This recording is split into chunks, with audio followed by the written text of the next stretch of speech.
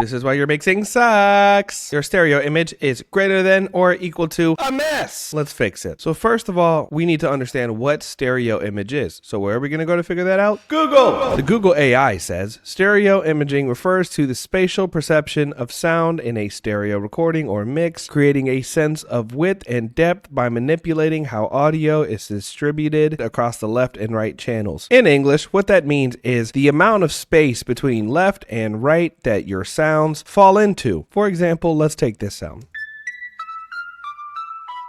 Wow, very beautiful, right? When we start listening to sounds all together,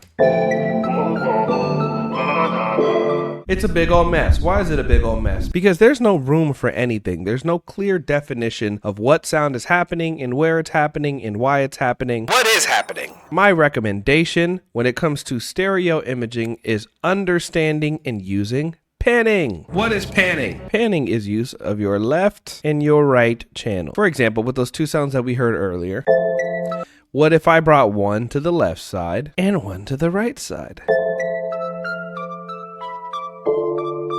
One is on my left side now and one is on my right side.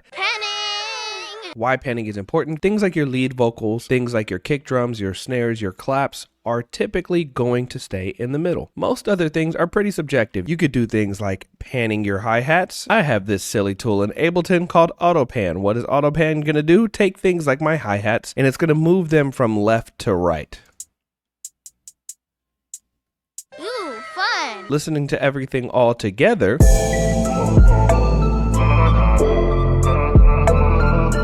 now I can hear some clarity in the sounds, whether it be more on the left side, more on the right side, more in the middle. Another fun thing to use when it comes to stereo image is a mid-side EQ. What the f is a mid-side EQ? Instead of taking frequencies out of the sound as a whole, I can take them more out of the middle. That's what M stands for. And S stands for sides. When it comes to that middle area,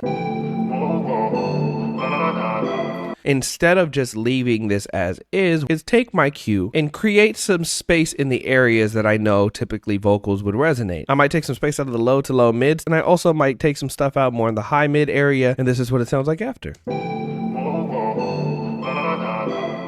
As you see, it is not doing what a normal EQ would do because it is not removing the frequencies from the sound as a whole. It is just taking them out of a specific area of your mix. Between panning and using a mid-side EQ, you're going to hear a major difference in your mixing, and then when it works, you come back and tell me how pretty I am because I deserve it. Mwah. That's for your forehead. You have a good day.